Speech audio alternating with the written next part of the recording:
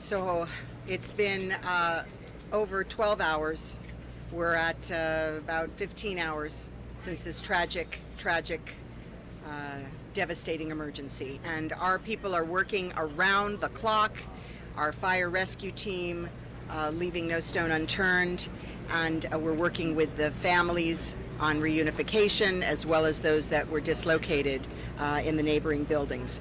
And I want to give you a top number, very encouraging. 102 people have been accounted for. That's double what we were able to report last time. So 102 people from the towers, their locations are known and they are safe. We still have at least 99 who are unaccounted for. And right now at our Family Reunification Center up at the Surfside Community Center, the families are being briefed so that they know which are the ones that are accounted for. So they've been seeking that information, and for those family members of 102, we've been able to provide some good news. For anybody who has information or seeking information, we urge you to use our hotline 305-614-1819, 305-614-1819. We also have assembled a tremendous support system. We have food, we have hotel rooms, we have social services, medicine assistants, chaplains, and the Coral Gables Community Foundation and the Key Biscayne Foundation have joined forces to create a special emergency fund, which is available at supportsurfside.org. So we are here. And then to say, most importantly, I believe, is that I have just signed an emergency order. The governor has on his desk his emergency order, and with that, we will get the support from the federal agency FEMA. The president has pledged that support, and so shortly these orders will go forward, and we will be able to bring, in addition, FEMA federal assistance to this site and to the families who are suffering. So we are all praying, we are all crying, we are all here with the suffering families, and we urge everyone to join us in prayers and in hopes that we can still continue. We are continuing for our search and rescue effort. Aquí estamos, 15 horas más o menos desde el principio de esta emergencia, y finalmente podemos decir que 102 personas hemos identificado que son seguros, que son están seguras, gracias.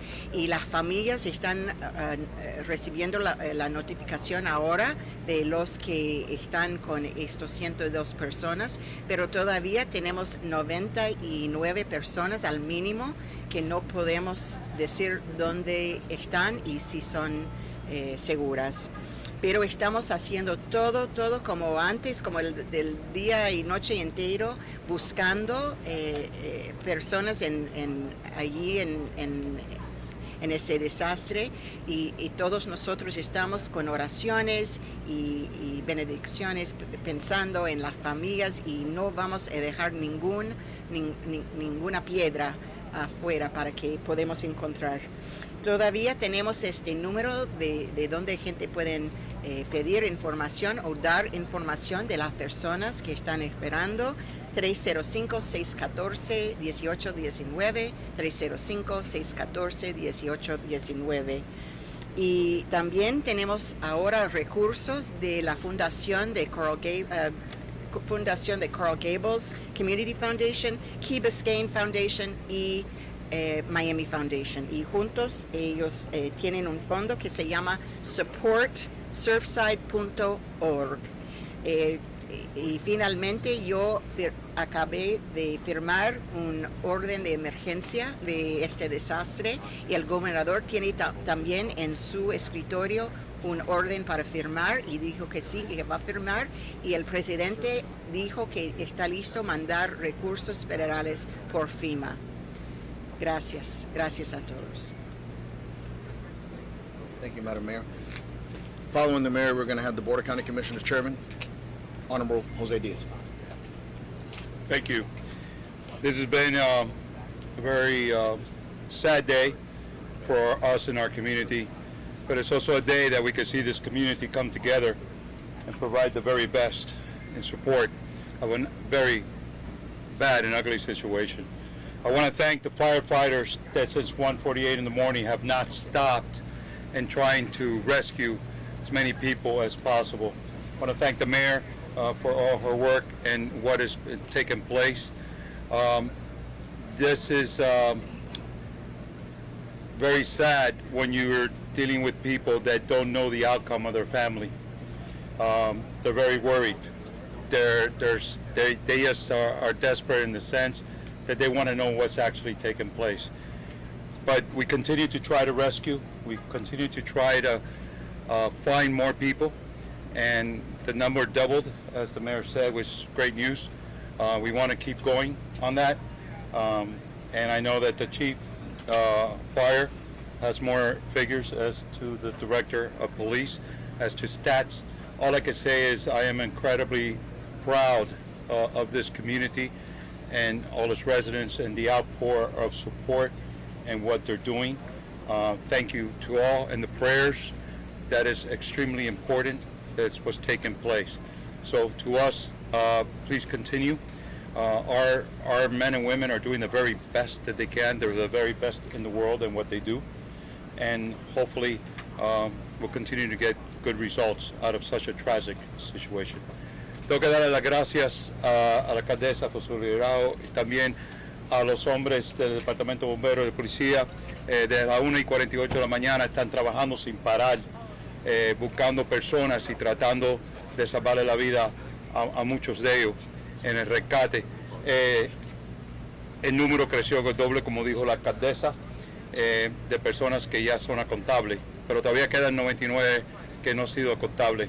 Y quiero darle las gracias a esta comunidad por el trabajo tan eficaz que está haciendo, tanto en las ayudas y todo lo que están mandando para ayudar a todo lo que puede. Y las oraciones también a estas circunstancias. También al Departamento de Bomberos, como dije, que no han parado desde las 1:48 de la mañana y siguen trabajando eficazmente para seguir rescatando personas. Pero yo voy a dejar que el Departamento de Bomberos, el jefe, diga su información, también como nuestro gran director de la policía.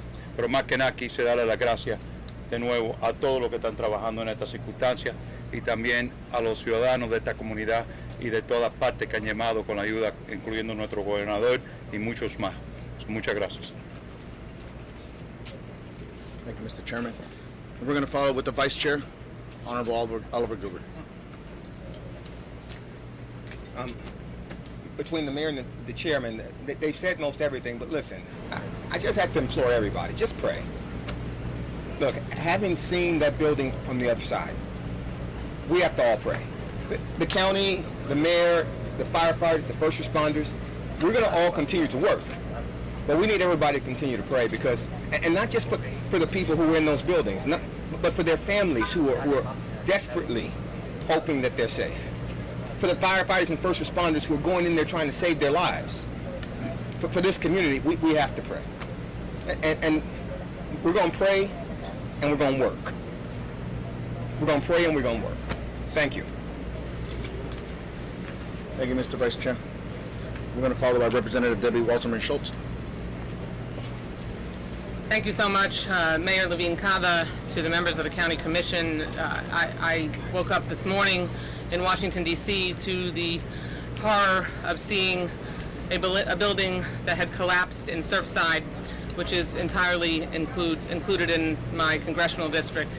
I spent the morning before I got on the plane to come down here speaking with Mayor Burkett and the officials in the city of Surfside who have done a remarkable job mobilizing, along with Mayor Levine Cava and her team. It is essential that we have a whole of government effort here, and so making sure, my responsibility as the member of Congress that represents this community is to make sure that we can have there be no daylight between the federal, state, and local governments, and ensuring that we have the assistance of the federal government to make sure that our community has the resources they need to make sure that not only the unexpected, unanticipated expenses that come with this kind of disaster are accounted for, but also there'll be need for federal housing assistance that only comes with a disaster declaration that we've been working with the White House since this morning to make sure is declared. Once the governor makes that declaration, now that the mayor has sent hers up, I spoke with the Chief of Staff of the White House, Ron Klain, before I got on the plane, and they were already preparing to make sure everything is in place for when they receive the emergency disaster declaration from the governor. So everyone is ready. It's all hands on deck. I will tell you that I have been getting outreach from constituents who had family members or people they knew in the building, and they are among the unaccounted for. We do all need to pray. I just had a chance to view the site up close, and I mean, the humanity that you see, the daily lives, the evidence of just people living their daily lives, and that everything evaporated in an instant. It's enormously devastating, and so we really need to make sure, and we will.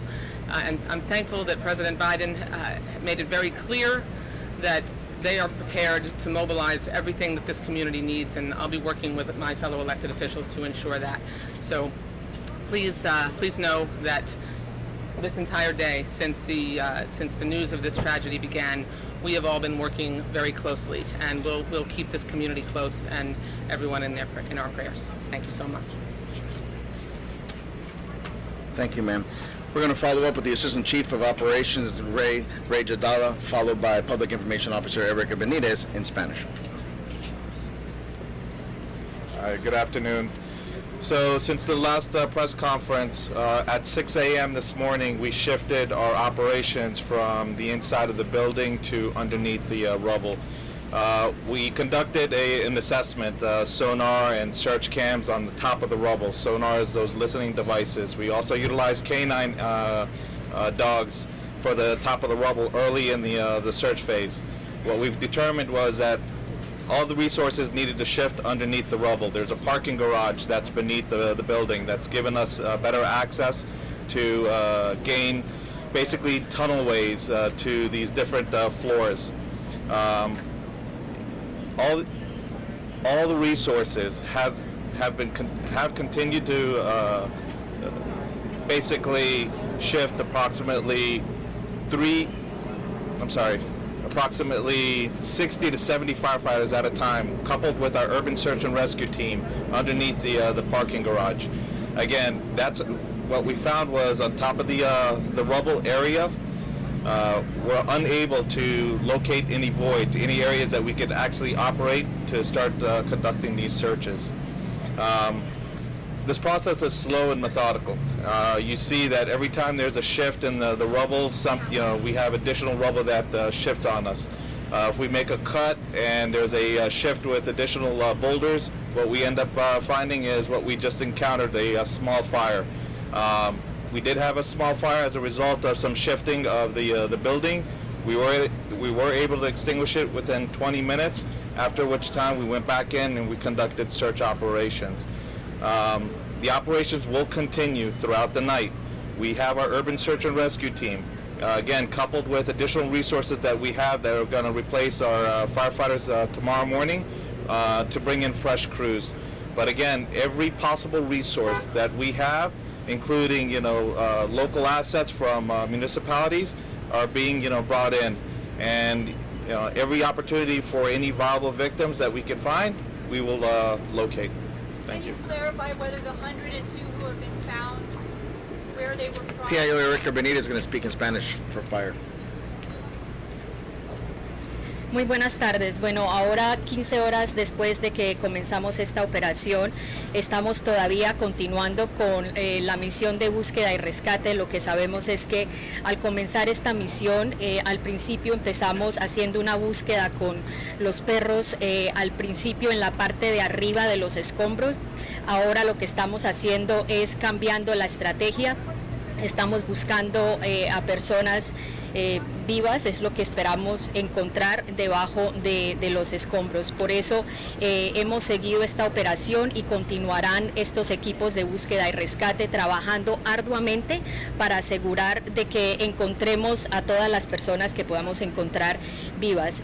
Nosotros tenemos unos equipos especializados, al igual que muy bien capacitados para hacer esta clase de búsqueda y rescate.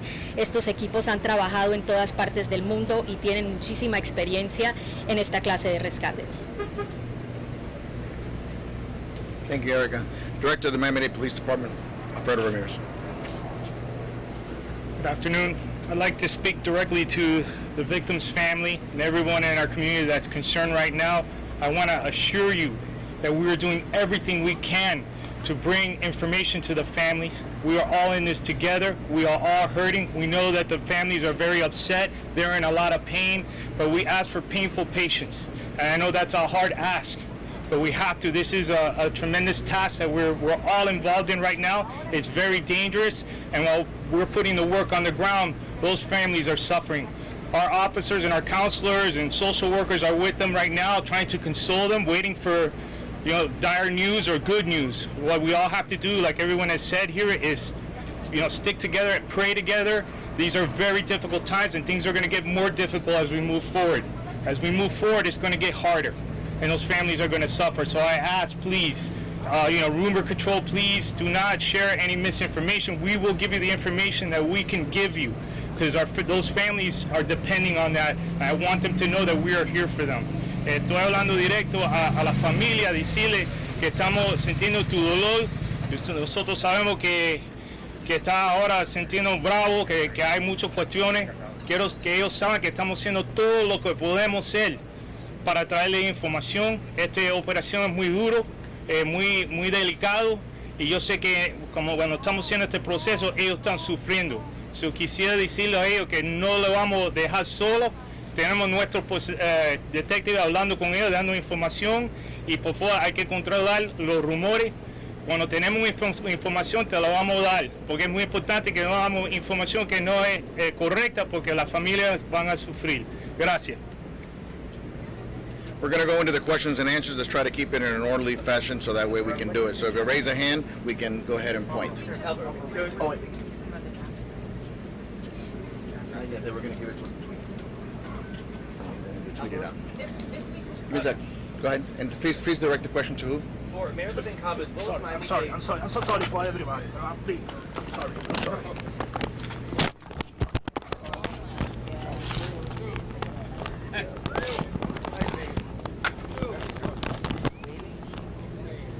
My mic is on that dude. What? What are you doing? Yeah, I see somebody. Hold on. Yes. It's okay. We won't go without it. Sorry, I'm sorry, buddy. It's okay, we're all excited. So Mayor Living Cobb, Kevin Mayor. Isbeck, WSC on Channel 7. Do you have any idea why this happened? That's the big question right now. Why? Yes. Any indication? I know it's early on, but do you or Miami-Dade Fire and Rescue any idea why this building collapsed? So at this point, we have engineers on site. Structural issues, obviously, the building did collapse, so we want to understand what happened, but also what risk there might be for the remaining buildings. So it's a structural engineering question, and through our fire rescue department, they have engineers as well. The city of Surfside is also working with structural Is engineers. Miami-Dade Fire Rescue the lead on trying to figure out why? Yes. Okay. Well, I could answer that. The fire department is doing the search and rescue. Once they release the scene, the Miami-Dade Police Department will then conduct that investigation as to what is the causes. But right now we're focused on the search and rescue. When that moment comes, that dire moment comes where they transition command, then we will be in charge of the investigation. That's why we're here. We're holding the traffic scenes right now, providing support. We have all our assets here. And once that transition comes, we'll be part of that investigation. Our homicide detectives will be doing a death investigation with other partners, and it'll be very similar to the FIU Bridge tragedy. So even though it will be a structural engineering issue, it would be Miami-Dade police taking the lead There'll be on other this. assets that'll be coming once they stop the search and rescue component. Huh? Yeah. And Go ahead, man. well, as well, there'll probably be federal resources involved in the investigation as well. Next So question. brief question, and this is probably for fire rescue, if you don't mind, just for people watching, so we can be clear. The 102 people who have been accounted for at this time, not necessarily from the collapse, rather the structure in its entirety, people who were evacuated from the building, that's a question. And then regarding the search efforts under the rubble, can you speak at all to whether anyone has been located in that? We've heard reports of people hearing sounds, trying to locate individuals. Can you speak to what you may have found at this point? All right, so to echo the mayor's numbers, so in combination to our numbers this morning, so we had 35 victims that were pulled from the structure by fire rescue. This is an additional 2 victims that were pulled from the rubble. Now we have now a total of 11 patients that were treated. Of those 11, now we're up to 4 patients that have been transported. Now we have been getting what we call, again, sonar, sound devices that we're getting from inside the rubble in various areas. And again, it is a very slow and methodical process because every time we start breaching parts of the structure, we do get debris that falls on us. In regards to the structural engineer, we do have structural engineers that are embedded with Miami-Dade Fire Rescue to prevent the building from collapsing on our firefighters as we continue with this search and rescue phase. Again, since 1:48 a.m., Miami-Dade Fire Rescue has not stopped. Again, the optics may seem that there's nothing going on top, but all operations, I cannot emphasize enough, all operations are occurring underneath the rubble. They're occurring underneath the parking garage, where we have teams of firefighters constantly as they continue to making cuts, breaches, and placing sonar devices, search cams to locate victims. As we make one hole, we access a floor, we continue to the various areas. But to answer the question, we did receive sounds, not necessarily people talking, but sounds, what sounds like people banging, well, not people, but sounds of a possibility of a banging. Short of that, we haven't heard any voices coming from the pile. AP. Hold on, we got one for the Associated Press. Yeah, to clarify, there was a report around 4:15 or so saying that 2 people had been pulled, or 2 or some number had been pulled from the wreckage this afternoon. That was an incorrect report. That's correct. That was a correct. The only numbers that we have for patients that were removed from the actual structure or rubble is the 35 and 2. So a total of 37 have been pulled from the structure itself. New York Times, is there any concern associated with stability of the building at this point? Situations of this nature where there's an emergency, there's been a catastrophic occurrence with a structure, there's always going to be a concern. But again, we do have structural engineers that are embedded with Miami-Dade firefighters. They assess the structure every hour. In addition to every hour, they conduct the assessments every time there's a weather shift. What we do is we just make sure that, again, we place seismic devices on the building to determine that any stress cracks, enlarging. From there, we also make sure that we don't have any shifting of the floors. Every time we make a breach underneath the ground, we do have some debris that rains down on the firefighters. And again, what we encountered was some shifting of the debris, and eventually we did have a small fire which was extinguished within 20 minutes. Over here, you're next. Thank you. Wendy Rhodes with USA Today. We've got some conflicting reports on whether or not all of the units that are still standing have been cleared, whether some people have gone into them and actually ensured that they've each been cleared. Can you confirm if that's... Yes, ma'am. So prior to 6 a.m., every structure, every apartment unit that's still standing was cleared by Miami-Dade firefighters. They were placed with markings, and a primary clear was given. Again, we're referencing the actual building that's still standing with the apartments that were still intact. Sir? Yes. Oh, sir. Kerry Sanders from NBC News. I'm curious, for the families that are waiting for news, how do you give them hope but not false hope? we understand, what they're going through, and every firefighter, is carrying that burden on their shoulders. They're trying to find these individuals, and as they continue with, making these breaches, making these tunnels, we're trying to locate these victims. But again, every possible resource that not just Miami-Dade County, but the municipalities around us, local, state, and federal, are being expanded to assist with this situation. Jim, is there any indication the beach was sinking? We know there is this FIU researcher who says he's familiar with that building and that the beach was sinking. I have Can no you add to information. that? I have no information on that. Okay. Sir? Do you have an update on fatalities? Do you know what fatalities are going? I'll defer that to Miami-Dade PD. As of right now, unfortunately, we have one fatality. That's what we account for right now. How about unaccounted? One. Man or woman? Unknown. I don't have that. How many unaccounted for? It's 99 unaccounted for right now. One more question. We have one more question. Sir. Yes, sir. Eric from Sonic View and American Episodes. If you had to take an educated guess right now, now collectively, how many first responders are participating in this search and rescue effort? What divisions in this aviation, street, etc. And Yes, hi, Alan Kaminsky, Fire Chief, Miami-Dade Fire Rescue.